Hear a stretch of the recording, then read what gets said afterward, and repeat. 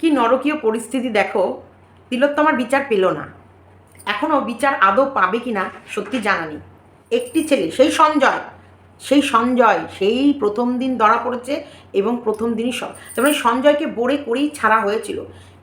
জানি না আদতে আসল রহস্য এর ভেতরে কী, আর কী রহস্য লুকানোর জন্যে এই সমস্ত প্রশাসন আর ওপর মহলের লোকরা তৎপরতা বা উঠে পড়ে লেগেছে। আমাদেরকে বলছে পুজোর আবেশে ফিরতে।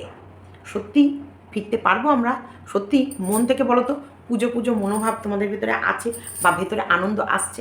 আজকে জুনিয়র ডাক্তাররা এই যে লড়াইয়ের ময়দানে নেমেছে, কাদের জন্য নেমেছে? কাদের জন্য? তাদের জন্যে?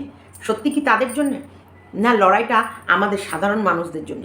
আজকে তারা যদি ডাক্তার হয় এবং সঠিকভাবে, তারা যদি সঠিক শিক্ষায় সঠিকভাবে সঠিক ডিগ্রি নিয়ে যদি ডাক্তার হয়, তাহলে ডাক্তার হওয়ার পর সেবাগুলো কারা পাবে? আমাদের মতো এই সাধারণ মানুষরা।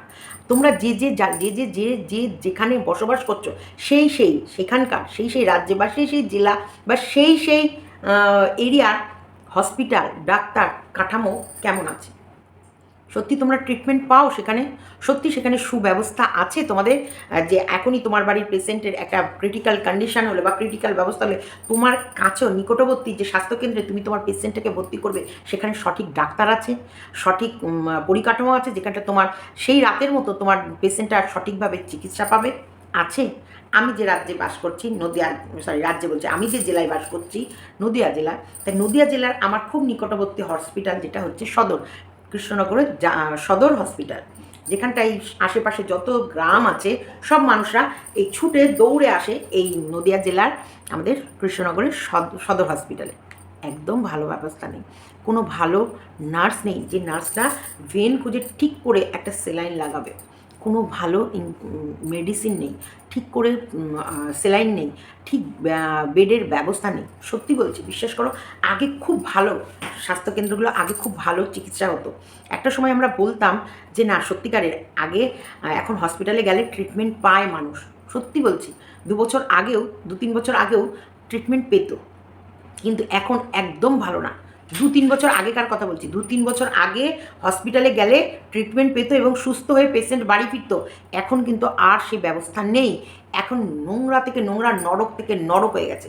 এটা বাদ দিলাম, এবার একটু এগিয়ে গেলাম আমাদের আরও একটু কাছে, আরও বড় হসপিটাল, কল্যাণী মেডিকেল কলেজ বা মেডিকেল হসপিটাল বা জলনাল বা গান্ধী, যেগুলো বলতে পারো।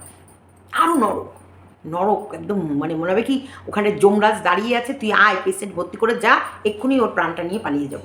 যমরাজ দাঁড়িয়ে আছে ওই হসপিটালের সামনে, যত পেশেন্ট ডুববি প্রত্যেকটার আত্মা নিয়ে সে জমালয়ে যাবে, এমন অবস্থা।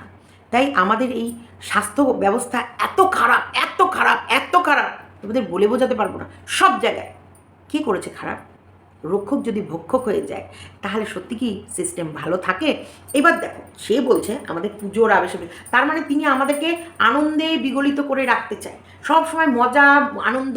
এই কারণের জন্য তো ক্লাবগুলোকে 50-1 লাখ এরকম করে ডোনেট করবে, অথচ স্বাস্থ্যকেন্দ্রগুলো যদি তাদের স্বাস্থ্যই ভালো না থাকে, তাহলে এই আনন্দগুলো করবে কারা? তাদের ঘরের মেয়েরা যদি সেভ না থাকে, আনন্দগুলো করবে কারা? আরে যারা তোমরা নরখাদকের মধ্যে একটা মেয়ের ওপর ঝাঁপিয়ে পড়ছো, তোমাদের ঘরেও তো মা বোন আছে, তাদের ওপরেও তো অন্য পুরুষরা নরকের মতো ঝাঁপিয়ে পড়বে তখন। তাই আমাদের সিস্টেমটা খারাপ, সেই সিস্টেমটাকে ঠিক করার জন্যে এই জুনিয়র ডাক্তাররা পথে নেমেছে। তাদের পাশে থাকা কিন্তু আমাদের কর্তব্য। প্রত্যেককে বলবো, তিলোত্তমার লড়াই, অভয়ার লড়াই, আমাদের প্রত্যেকের লড়াই।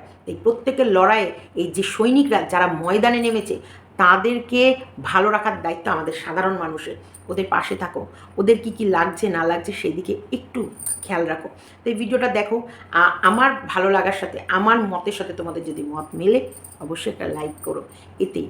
আর সত্যিকারের তিলোত্তমা এই নামটি লেখো, মনে হবে যেন না একটুখানি বিবেক থেকে তোমাদের বিবেক জাগ্রত হয়েছে, তোমরা কিছু করতে চেষ্টা করেছো এবং তোমরাও আমার হাতে হাত ধরে আমাদের এই সিস্টেমকে সুন্দর কাঠামো করার জন্য এগিয়ে এসেছো।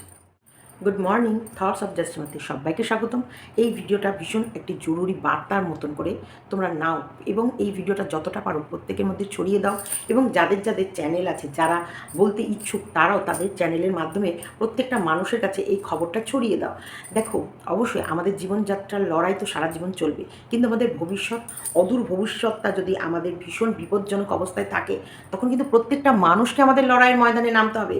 আজকে তিলোত্তমার কাণ্ডে এই একটা মেয়েকে, মানে যে ডাক্তার, যাকে আমরা ভগবানের পরেই রাখি, এই ডাক্তার মানে এই তিলোত্তমা বা অভয়া, এর হাতে কত মানুষের প্রাণ বাঁচত, কত মানুষ ওর হাতে সেবা পেত। সেই প্রাণ দানকারী এক, মানে তার চোখ ভরার স্বপ্ন নিয়ে সে এক ডাক্তার হবে এবং মানুষকে পরিষেবা দেবে, মানুষের কাজে লাগবে, মানুষের সেবা করবে। সেই মেয়েটিকে মানে নৃশংসতার সাথে মেরে ফেলা হয়েছে। মেরে ফেলার পরেও তার মানে এই সমস্ত সরকার এবং প্রশাসন মিলে সেই মেয়েটির মৃত্যুটাকে একটা রহস্যময় করে তুলেছে। কারণ সমস্ত এভিডেন্সগুলো, সমস্ত কে করেছে না করেছে, সমস্ত প্রমাণ, সমস্ত কিছু মুছে মেয়েটিকে একটা জিজ্ঞাসা চিহ্নের উপরে দাঁড় করিয়ে দিয়েছে এবং মেয়েটির ওপর কে এই রকম নৃশংসতার কাজ করেছে সেই জবাব চাওয়ার জন্যে, তার জাস্টিস চাওয়ার জন্যে আজকের ডেটে দাঁড়িয়ে প্রত্যেকটা জুনিয়র ডাক্তার কিন্তু আন্দোলনে নেমেছে। তাই প্রত্যেকটা জুনিয়র ডাক্তারের তাদের আন্দোলনে সফল করার জন্য তাদের পাশে থাকো এবং যার যেরকম সামর্থ্য সে সেরকম ওই যারা আন্দোলনকারী ডাক্তাররা আছে তাদের পাশে থেকে তাদেরকে হেল্প করো। তারা টাকা পয়সা চাইছে না, তারা চাইছে জাস্ট খাবার দাবার। তারা যে আন্দোলনে নেমেছে সেই আন্দোলনটা এক দুদিনের নয়, এটা যদ্দূর দেখে মনে হচ্ছে এটা একটা দীর্ঘস্থায়ী, এটা অনেক বড় লড়াই। কারণ এই লড়াইটা হচ্ছে যার হাতে সমস্ত মানে দায়িত্ব তুলে দেওয়া হয়েছে, যার হাতে নিজের জীবনের দায়িত্ব তুলে সঁপে দেওয়া হয়েছে, তার এগেনস্টের লড়াই। কারণ এনাকে কিন্তু আমরাই ভালোবেসে, আমরাই পছন্দ করে ওই সিংহাসনে বসিয়েছি যাতে উনি আমাদের প্রত্যেকটা মানুষকে রক্ষা করতে পারে। রক্ষাকর্তাই যদি ভক্ষক হয়ে দাঁড়ায়, রক্ষাকর্তাই যদি ভক্ষক মানে হিংস্র পশুদেরকে আশ্রয় দেয় এবং এই নরখাদকের সামনে এই ছোট ছোট ছেলে মেয়েদেরকে বলির পাঠা করে পেশ করে, তাহলে আমি তো বলবো এই লড়াই আরও অনেক বড় রূপ নেবে, আরও বড় মাপের হতে চলেছে। 31 দিন মানে 1 মাস হয়ে গেছে, 1 মাস আজকে 2 দিন, 9 তারিখ 1 মাস হয়ে আজকে 1 মাস 10, 11, 1 মাস 2 দিন হয়ে গেছে।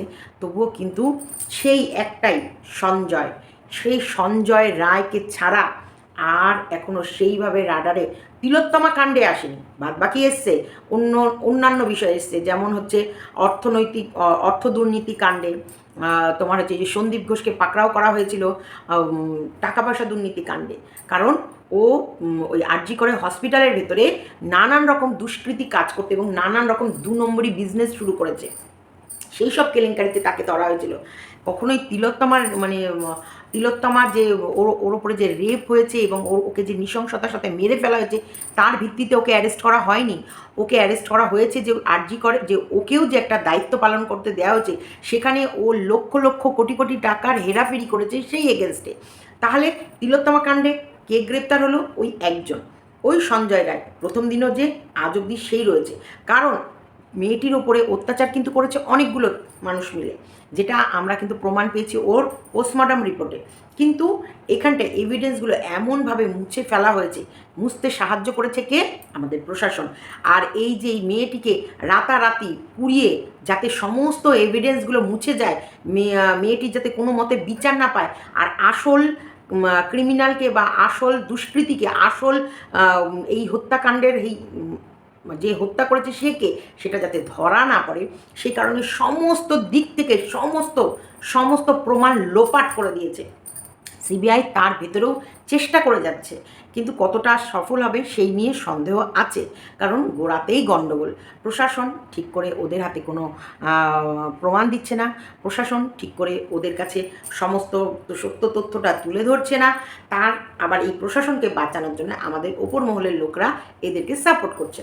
এখন কি চাইছে? এখন চাইছে জুনিয়র ডাক্তাররা আন্দোলন ছেড়ে তারা তাদের কাজে ফিরুক। দেখো, অবশ্যই তাদের আজকে জুনিয়র ডাক্তাররা কাজে না ফিরলে অবশ্যই অনেক রোগীর ক্ষতি হচ্ছে, অনেক হসপিটালের ক্ষতি হচ্ছে, অনেক নার্সিংহোমের ক্ষতি হচ্ছে, অনেক জায়গায় অনেক ক্ষতি হচ্ছে।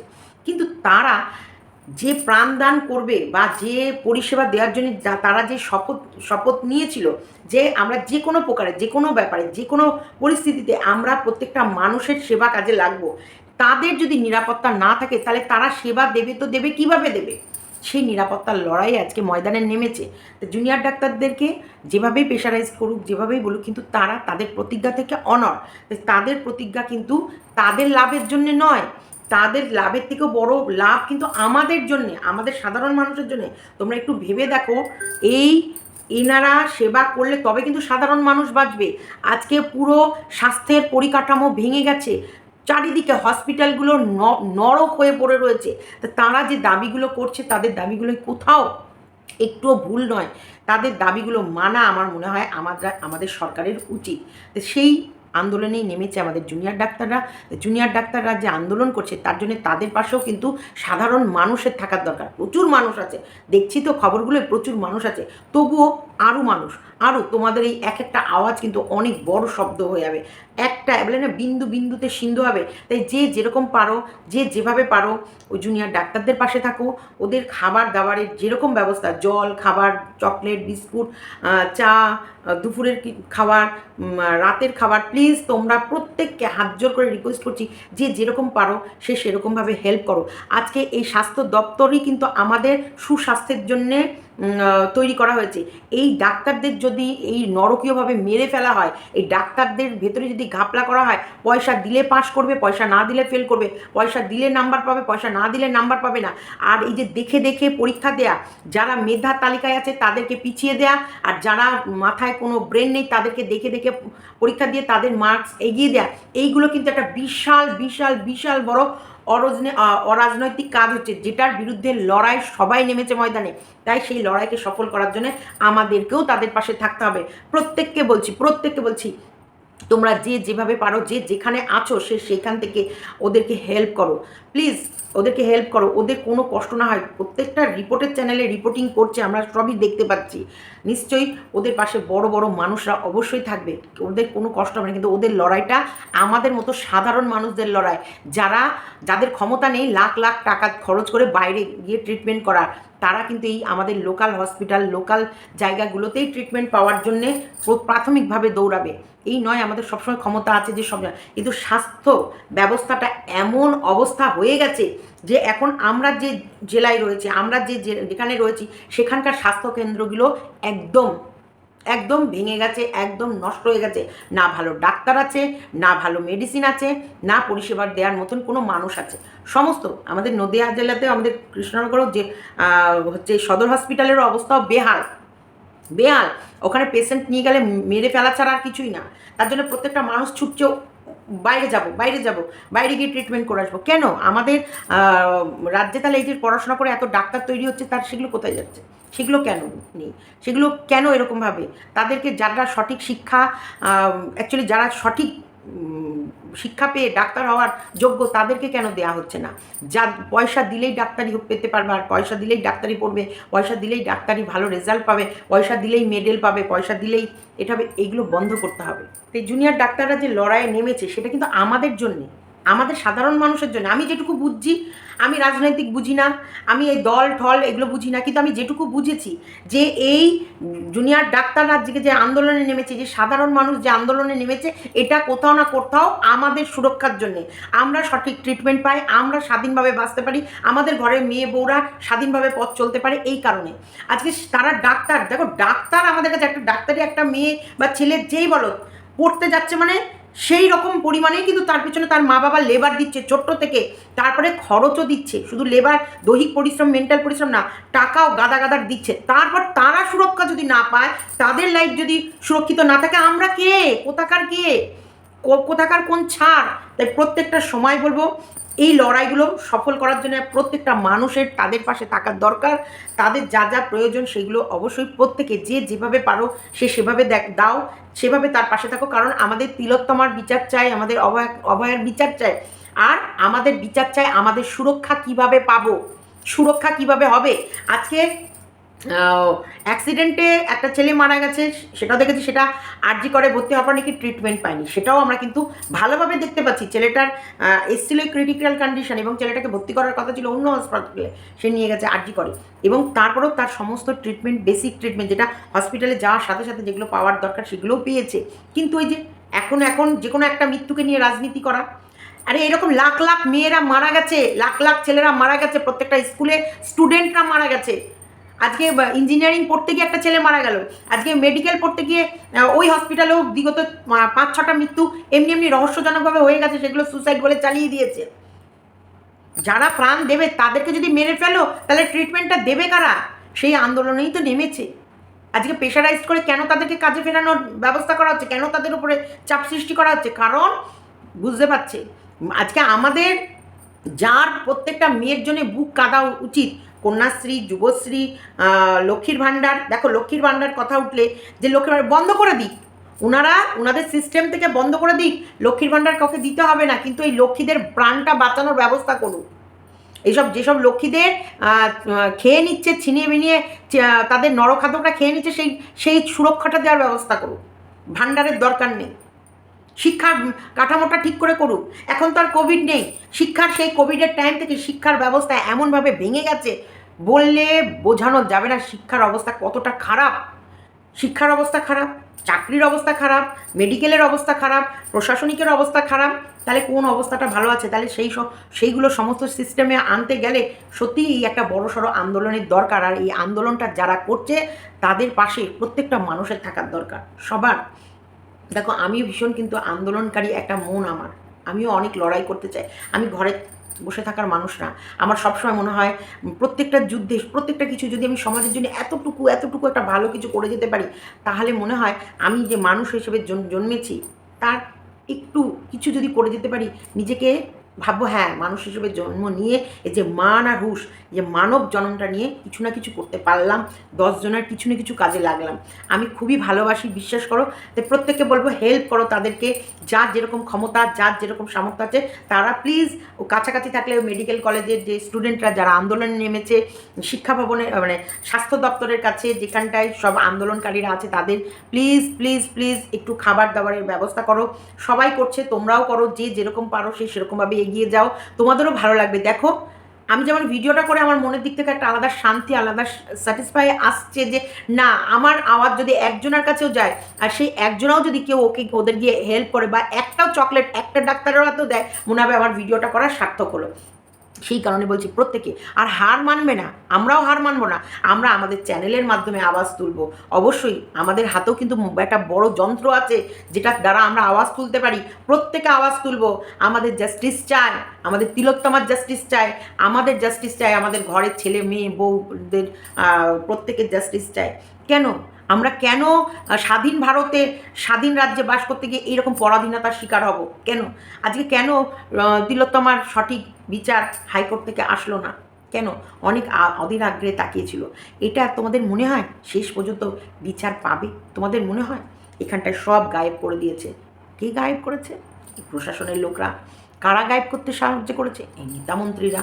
তাহলে বলো, আজকে এই রকম অবস্থাতে যদি এইরকম হয়, তাহলে সাধারণ মানুষদের কি অবস্থা হবে? শুধু ভাবো সাধারণ মানুষগুলোর কথা। প্রত্যেককে বলছি, এই যে আমাদের গরিব ঘরের যত ছেলে মেয়েরা আছে না, প্রত্যেকে ভাবো তাদের ছেলে মেয়েদের কথা। তোমাদের ছেলে মেয়েরাও স্কুলে যাবে, তোমাদের ছেলে মেয়েরাও ইঞ্জিনিয়ার হওয়ার, ডাক্তার হওয়া, টিচার হওয়া, যে যে কর্মে আছে সেটা হওয়ার, কিছু না কিছু হওয়ার, স্বাধীনভাবে নিজের পায়ে দাঁড়িয়ে আগামী স্বপ্ন দেখার অধিকার আছে এবং তারা হওয়ার চেষ্টা করবে। কিন্তু এইসব দানবরা থাকলে, এইসব দুষ্কৃতীরা থাকলে কেউ হতে পারবে না। তাদের অঙ্কুরেই তাদেরকে দমন করে দেবে এবং তাদের যারা সত্যিকারেরই চলার ক্ষমতা নেই, বলার ক্ষমতা নেই, ভাবনার ক্ষমতা নেই, যাদের ভেতরে শুধু নারকীয় চিন্তাভাবনা, সেই সব কাটা গাছগুলো, বিষ গাছগুলো তত্তর করে বড় হয়ে যাবে। এক স্তরের মানুষ ভিকিরি থেকে আরও ভিকিরি, আরও ভিকিরি, আরও ভিকিরিতে পরিণত হবে। আর এক স্তরের মানুষের ঘরে শুধু পয়সা পয়সা পয়সা, যেটা খাওয়ার লোক থাকবে না। সেই কারণে বলছে আমাদের আওয়াজ আমাদেরই তুলতে হবে। আমরা আমাদের লড়াই আমাদেরকেই করতে হবে। আমরা বিচার চাই। প্রত্যেক সিস্টেম ঠিক করতে হবে। সিস্টেম ঠিক না হলে আমরা কেউ সুরক্ষা নয়, কেউ সুরক্ষিত নয়। আজকে জুনিয়র ডাক্তাররা যদি সুরক্ষিত না থাকে, আজকে ডাক্তাররা যদি সেভ না থাকে, আমরা সাধারণ মানুষ কেউ সেভ নয়। চলো ভিডিওটা এতটুকু রাখলাম। ভালো লাগলে অবশ্যই প্রত্যেকের পাশে থেকো। আমার মনের কথা আমি তোমাদেরকে বললাম। কাল থেকে আমার এইটা দেখার পর থেকে মনে হচ্ছে সবাইকে বলি, সত্যি তিলোত্তমা কি বিচার পাবে? আমার মনে হয় না। এটা আমার মনের কথা যে না, বিচার পাবে না। এই যে আজকে কেন বলছে পুজোর রেশে ফিরে যাও, সত্যি কি পুজোর রেশে ফিরতে ইচ্ছা করছে আমাদের? আমাদের মনের ভেতরে কি পুজোর সেই আনন্দ আছে? গণপতি পুজো গেল, সামনে বিশ্বকর্মা পুজো, পুজোর আবেশ চলে আসছে। সত্যি কি আমাদের মনের ভেতরে পুজো নিয়ে কোনো আনন্দ আছে? আমার নেই। আমি জানি না, অনেকের আছে, কেনাকাটা, পুজোর বাজার, পুজোরে চলছে, সেটা এক স্তরের মানুষরা, তারা তাদেরকে নিয়েই বিজি থাকে, তারা তাদের জগতেই মশগুল। কিন্তু এই সাধারণ মানুষরা, এই যারা লড়াই করছে, আর যারা এই লড়াইয়ের ময়দানে নেমেছে, এই ডাক্তাররা, এই তিলোত্তমার মা বাবা, তিলোত্তমার বিচার, তিলোত্তমা একটা মেয়ের ওপর এইরকম নরকীয় কাণ্ড হয়ে যাওয়ার পর সত্যি কি পুজোর আনন্দ নিতে ইচ্ছা করছে? আজকে বিশ্বাস করবে না, সন্দেশখালির ব্যাপারটাও কতটা ভয়ঙ্কর রূপ নিয়েছিল, কতটা ভয়ঙ্করীয় ঘটনা ঘটেছিল, সেটা কোথায় গেল? আজকে কেন ধামাচাপা পড়ে গেল? আজকে কোথায় হারিয়ে গেল? তা হারালে চলবে না, আমাদের প্রতিবাদ করতে হবে, প্রতিবাদের লড়াই লড়ে যেতে হবে। প্রত্যেককে বলবো, শান্ত হয়ে যেও না, থেমে যেও না, লড়াইয়ের ময়দানে লড়তে হবে। যার যেরকম ক্ষমতা, যার যতটা সামর্থ্য আছে, সে সেইভাবে লড়বে। চলো ভিডিওটা এতটুকু রাখলাম। সবাই ভালো থেকো, সুস্থ থেকো। জানি না আমরা যেখানে বসবাস করছি কতক্ষণ সুস্থ থাকবো, কতক্ষণ ভালো থাকবো।